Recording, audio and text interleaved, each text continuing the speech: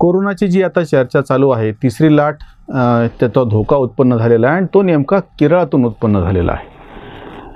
एक लक्षात घ्या की भारतामध्ये पहिली लाट, त्याच्यानंतर दुसरी लाट, त्याच्यावरची जी सगळी चर्चा चालू होती, तुमच्या असं लक्षात येईल की बरोबर अशा एका वेळी म्हणजे दुसरी लाट असताना एक फार मोठ्या प्रमाणामध्ये चर्चा अशी केल्या गेली की भाजप शासित जी राज्य आहेत किंवा केंद्र सरकार याला कसं जबाबदार आहे, त्याच्यावरती पुरोगामी पत्रकारांनी नुसता आरडाओरडा सुरू केलेला होता.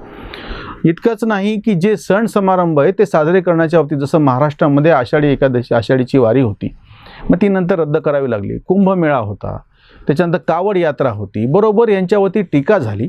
किंवा पश्चिम बंगालमधल्या निवडणुका, त्याच्या प्रचारसभा होत्या, ह्याच्यावरती कडाडून टीका झाली. आणि ते स्वाभाविक आहे, ज्या ज्या ठिकाणी गर्दी होईल त्या त्या ठिकाणी कोरोनाचा प्रादुर्भाव होणार आणि त्याच्यावरती बंदी घातली पाहिजे, ह्याच्यामध्ये परत चर्चा करण्यासारखं काही नाही. त्यामुळे ज्या कोणी पत्रकारांनी सगळ्या निवडणुकीच्याही प्रचारसभामध्ये गर्दी होती, त्या ठिकाणी कोरोनाचा फैलाव होत होता, त्याच्यावरती आक्षेप घेणं स्वाभाविक आहे, तो घ्यायलाही पाहिजे होता. पण नेमकं उलट जेव्हा इतर ठिकाणी अशीच गर्दी होती तेव्हा मात्र आक्षेप घेतला नाही गेला. केरळनी कसं नियंत्रण केलं आहे, केरळ मॉडेल म्हणजे काहीतरी फार मोठी गोष्ट आहे असं सगळ्या पुरोगामी पत्रकारांनी, रवीश कुमार सारख्यांनी, राजदीप सरदेसाई सारख्यांनी, बरखा दत्ते यांनी सगळी ढिमढिम सुरू केली होती. आता नेमकं जेव्हा कोरोनाचा सगळ्यात मोठा धोका केरळमध्ये उत्पन्न झाला आणि केरळमुळे उरलेल्या भारताला तो धोका आहे. तिसरी लाट सध्या सगळ्यात जास्त पेशंट, 70-80% पेशंट एकट्या केरळातले, त्याखालोखाल महाराष्ट्रातले आहेत. मृत्यूचा दर तिथं वाढलेला आहे. हे सगळं असताना आता हे पुरोगामी पत्रकार बोलायला तयार नाहीत. किंवा बकरी ईदला जी 3 दिवस सूट केरळमध्ये दिल्या गेली त्याच्यामुळे पण त्या ठिकाणी धोका उत्पन्न झाला. किंवा तुम्हाला आधी आठवत असेल की पहिल्या लाटेच्या वेळेस तबलिगी जमातनी ज्या पद्धतीनं त्या ठिकाणी एकत्र सगळे मुसलमान जमा झालेले होते, बाहेर देशातून पण आलेले होते, ज्याचा तर अजूनही उलगडा झालेला नाही आहे, अजूनही त्या मौलाना सादला पकडता आलेलं नाही आहे.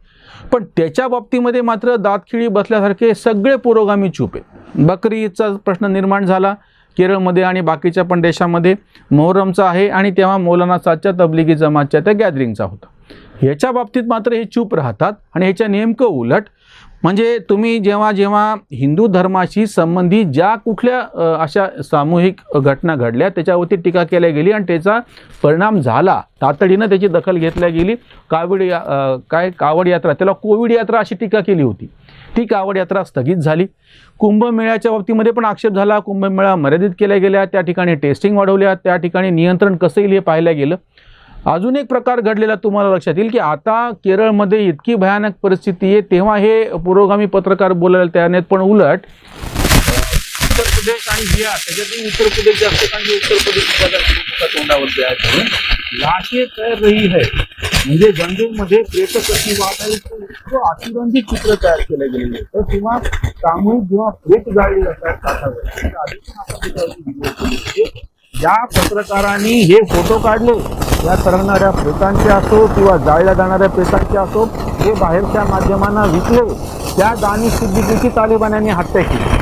आपल्याकडे असा एक संकेत आहे की जो मृत व्यक्ती असतो त्याचा फोटो छायाचित्र काढल्या जात नाही. ते म्हणजे काय आधुनिक आहे असं नाही, अगदी आधीपासून आपल्याकडे एक संकेत, एक नैतिकता, ज्याला आपण सारासार विचारबुद्धीने विचार करणे म्हणतो ना, त्याच्यामध्ये असं आहे की बाबा मृत जे व्यक्ती असतो किंवा जखम किंवा रक्त वाहत आहे अशा गोष्टी दाखवायच्या नाहीत. हे बिभत्स आहे सगळं, असा एक संकेत आहे आणि आधीपासून आपण पळत आलेलो. अगदी पत्रकारितेमध्ये सुद्धा याचा भाजप, RSS यांच्याशी काही संबंध नाही. भारतामध्ये जुन्याही काळामध्ये आणि आताही सुद्धा की अशा गोष्टी टाळत आलेलं होतं. नंतरच्या काळामध्ये जेव्हा की ज्या अल्पवयीन मुलीवरती बलात्कार झालेला आहे तिची ओळख जाहीर होऊ नये, तिचं नाव कळू नये, तिच्या कुटुंबाची पण ओळख समोर येऊ नये. इतकंच नाही, त्या कुटुंबातल्या व्यक्तीची स्वतःची परवानगी असली तरीही तिची ओळख इतरांना सांगणं हे कायद्यानं गुन्हा आहे. राहुल गांधीच्या संदर्भात जो गंभीर प्रकार समोर आलेला होता की त्या अल्पवयीन मुलीची जिच्यावरती बलात्कार झालेला आहे तिच्याबरोबर त्यांनी फोटो काढला कुटुंबाच्या बरोबर आणि तो ट्विट केला आणि त्याच्यावरती तो फोटो काढून घेतला.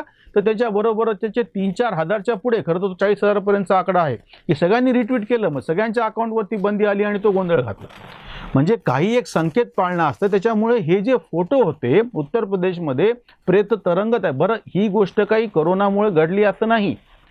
यापूर्वी पण गंगेच्या पात्रामध्ये अंत्यसंस्कार ज्याला करणं शक्य नाही असे प्रेत सोडून देण्याची जी पद्धत आहे ती किती बरोबर आहे आणि किती चूक आहे ह्याची चर्चा मला नाही करायची, ती आधीपासून चालू आहे. हा जो काही दोष आमच्या संस्कृती आणि परंपरेमधल्या आलेला आहे किंवा आमची भावना आहे की गंगेच्या पाण्यामध्ये समर्पण करून टाकायचं, ते चुकही असेल तो मुद्दा नाही. पण हे काय आता घडलेलं नव्हतं, पण पत्रकारांनी चित्र असं तयार केलं होतं की हे आत्ताच कसं घडलेलं आहे. अगदी आंतरराष्ट्रीय सगळ्या माध्यमांनी सुद्धा हिची इतकी बोंब केली होती, इतक्या मोठ्या प्रमाणात ते सांगितलं होतं आणि अक्षरशः शेखर गुप्तांसारख्या जबाबदार मोठ्या पत्रकारांनीही अतिशय गांभीर्याने हा आक्षेप घेतला होता की तुम्ही ज्या पद्धतीनं तरंगणारी प्रेतं, जळणारी प्रेतं दाखवताय त्या पद्धतीनं तुम्ही मुस्लिमांच्या कब्रस्तानमध्ये ज्यांचं दफन होत आहे त्यांचं दाखवत आहात का? नाही दाखवलं गेलं ते. आज केरळच्या निमित्ताने जो प्रकार समोर आलेला आहे की केरळमध्ये एवढी गंभीर परिस्थिती आहे तर तुम्हाला त्याच्याबद्दल बोलायचं नाही आहे. त्या बकरी ईदला जी परवानगी दिली, मोहरमसाठी जी परवानगी दिली, तबलिगी जमातच्या त्या गॅदरिंगसाठी जी परवानगी दिली गेली किंवा ते झालं आणि त्याच्यातून जे काही उद्भवलं त्याच्या बाबतीत बोलायचं नाही. आणि याच्या नेमकं उलट हिंदूशी संबंधित जे सण समारंभ आणि एकत्र येण्याचे प्रकार आहेत त्याच्यावर मात्र कडाडून टीका करायची. अगदी आता सुद्धा तालिबान्यांनी ज्या क्रूर पद्धतीने त्या ठिकाणी अत्याचार चालवले त्यांच्याच मुस्लिम बांधवावरती, त्याच्याबद्दलही बोलायला तयार नाहीत. म्हणजे कोरोना हे आजार आहे, कोरोना ही फार मोठी आपत्ती आहे, तर त्याचं पण हत्यार करून ह्यांनी वापरायला सुरुवात केली. म्हणजे आपल्याकडे एक म्हण आहे की मढ्याच्या टाळूवरचं लोणी खाणं. तशा पद्धतीनं ह्या सगळ्या कोरोना आपत्तीमध्ये सगळ्यांनी मिळून प्रशासकीय यंत्रणेच्या पाठीशी उभं राहायची गरज असताना कितीतरी राज्यांमध्ये विरोधकांनी इतक्या मोठ्या प्रमाणात तांडव केलं. म्हणजे ऑक्सिजनचं कशी कमतरता आहे, वॅक्सिनची कशी आहे, रेमडेसिवीर इंजेक्शनचं जे काही प्रकरण आपल्याकडे घडलं, तुम्ही आठवून पहा जुनं परत एकदा. आम्ही वारंवार याच्यावरती बोलत आहोत की एका विशिष्ट काळामध्ये खूप आरडाओरडा करायचा, खूप काहीतरी असं धिंगाणा करून टाकायचा आणि तेव्हाची तर परिस्थिती गंभीरच होती. रस्त्यावरती कशी प्रेतं पडायला लागले, दिल्लीचं म्हणजे दिल्लीच्या मधली परिस्थिती गंभीर असताना मात्र तिथल्या राज्य सरकारबद्दल हे पुरोगामी काही बोलले नाहीत अरविंद केजरीवाल आणि त्या आम आदमी पक्षाबद्दल. पण त्याच्यासाठी तुम्हाला केंद्र सरकार जबाबदार आहे. महाराष्ट्रामध्ये परिस्थिती गंभीर होती पण इथल्या सरकारला कोणी काही बोललं नाही, त्यासाठी परत केंद्र सरकार कसं जबाबदार आहे. म्हणजे ही जी पद्धत आहे ना, म्हणजे हा जो कोरोना व्हायरस आहे हा जसं ज्या पद्धतीने भौतिक पातळीवरती काम करतो तसं वैचारिक पातळीवरती पण काम करतोय की काय अशी शंका येते. कारण की बरोबर ज्याला सिलेक्टिव्ह निवडक असं म्हणतो की काही ठिकाणचं मात्र तुम्हाला सगळे दोष दिसतात, ते दिसायलाही पाहिजेत. म्हणजे मी जे आधी म्हणलं तसं परत म्हणतो की ज्या ज्या ठिकाणी कोरोनाच्या काळामध्ये अनावश्यक असे लोक जमा झाले आणि गर्दली त्या ठिकाणी टीका केलीच पाहिजे, त्याच्यावरती आक्षेप हा घेतलाच पाहिजे. आपल्याला ते बंधन सार्वजनिकरित्या पाळणं भाग आहे.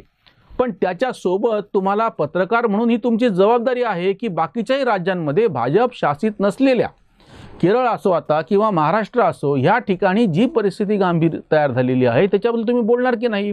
पत्रकार म्हणून तुमची जबाबदारी आहे की नाही? दुसरी गोष्ट म्हणजे आपल्या देशामध्ये लोकशाही असल्यामुळे सगळ्या गोष्टी अशा काही लपून ठेवल्या जात नाही चायनासारख्या. याचा परिणाम बाहेर होतो. तुमच्या देशातली जी परिस्थिती आहे त्याच्याबद्दलचं जे भाष्य केले जातं ह्या सगळ्याची दखल बाहेर घेतल्या जाते. ह्या सगळ्या इतकंच नाही, बाहेरच्या माध्यमातून हे बाकीचे सगळे आरफा खानून शेरवानी असो, सबा नकवी असो किंवा बाकीचे बाहेरच्या ह्याच्यामध्ये लिहिणार आहेत ना, जे आवर्जून नेमकं ह्याच गोष्टीवरती लिहितात. जेव्हा तालिबान्यांनी क्रूर पद्धतीने त्या ठिकाणी हत्याकांड केलं किंवा आताही काबूलच्या विमानतळावरती हल्ला झाला आणि लोक मेले, आता मात्र हे तथाकथित जे बाहेरचे मानवतावादी होते ना, ज्यांनी तेव्हा टूलकिट, तुम्ही लक्षात घ्या जानेवारीतली गोष्ट आहे, कृषी आंदोलन, म्हणजे ह्याच्यामध्ये कृषी आंदोलन पण आलं, त्या ठिकाणी जमा झालेल्या लोकांमध्ये कोरोना ही गोष्ट दिसत नाही तुम्हाला. मग तुम्हाला बाकीच्या ठिकाणी ज्या ज्या ठिकाणी लोक गोळा झालेले आहेत त्याच्यावरती मात्र आरोप करायला मोकळे.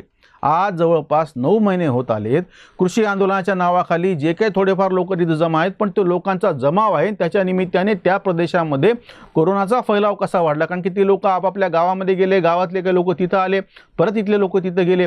म्हणजे असं त्याला काय आंदोलन टुरिझम म्हणतो ना आपण टीका करताना, तसं चालू आहे. त्याच्याबद्दल बोलत नाही. म्हणजे हे जे सिलेक्टिव्ह निवडक असणं आहे ना, हे घातक आहे. प्रत्यक्ष ज्या ज्या काही उपाययोजना करायच्या आहेत त्या पातळीवरती ते चालू आहेत. वॅक्सिनेशन फार मोठ्या प्रमाणात आपण 50 कोटीच्या पुढं पोहोचलेलो आहोत. ही जी गती आहे ही कौतुकास्पद आहे. सगळ्यांनी मिळून, म्हणजे हे काही केंद्र सरकार करतं, एक ठराविक 2-3 राज्य सरकार करतं असं नाही, अक्षरशः गावोगावचे स्वयंस्फूर्तपणे काम करणाऱ्या कितीतरी संस्थांच्या लोकांनी आपणून पुढं होऊन लसीकरणासाठी पुढाकार घेतलेला आहे आणि त्या भागातलं लसीकरण जास्तीत जास्त कसं होईल याचे प्रयत्न केले. त्याच्यामध्ये कुठलाही पक्ष आलेला म्हणजे त्याचं नाव घ्यायची गरज नाही. असं असताना सगळ्यांनी मिळून ही लढायची असताना तुम्ही ही जे मानसिक खच्चीकरण करता, म्हणजे ज्या ठिकाणी भाजपचे राज्य आहे त्या ठिकाणी आरडाओरडा करायचा, धिंगाणा करायचा, पराचा कावळा करणे ज्याला म्हणतो ना, थोडीशी घटना घडली की मोठी दिसायची. म्हणजे आपल्याकडे ती म्हणे नाही, इतरांच्या डोळ्यातलं तुम्हाला कुसळ दिसतं पण स्वतःच्या डोळ्यातलं मुसळ दिसत नाही, तसं आता केरळमधली परिस्थिती आहे. आणि त्याच्या बाबतीत मात्र हे पुरोगामी बोलायला तयार नाही. ह्या ज्या पुरोगाम्यांनी हा जो भेद केलेला आहे त्याच्यावरची ही उसंतवाणी. कोरोना बापुडा सेक्युलर फार करी चमत्कार केरळात. बकरी ईदला सुट्टीवर जातो, ओणमला येतो कामावर. कावड यात्रानी कुंभमेळा मोका, ईदमुळे धोका कधी नाही. केरळात आहे डावे सरकार, बातम्यांची धार बोथटते. कोरोना आकडे सारे मनुवादी, शहा आणि मोदी यांच्यामुळे. कोरोनाची बाधा जाणूनी प्रदेश, भाषेचा आवेश बदलतो. कांत व्हायरस पुरोगामी नवा, मेंदूमध्ये हवा भरणारा, मेंदूमध्ये हवा भरणारा.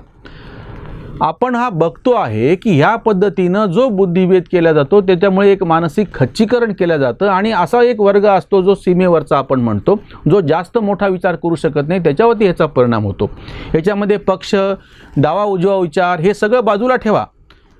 या कोरोनाची खूप मोठं आव्हान अजूनही आपल्यासमोर आहे, जगासमोर आहे. आणि सगळ्यांनी मिळून त्याच्याला तोंड देण्यासाठी एकमेकांचं मनोबल वाढवण्याची गरज आहे, नक्की खच्चीकरण करण्याची. हा जो पत्रकारांच्याकडून, लेखकांकडून पुरोगामी खेळ केला जातो हा अतिशय घातक आहे आणि तो आपण सगळ्यांनी मिळून थांबवला पाहिजे.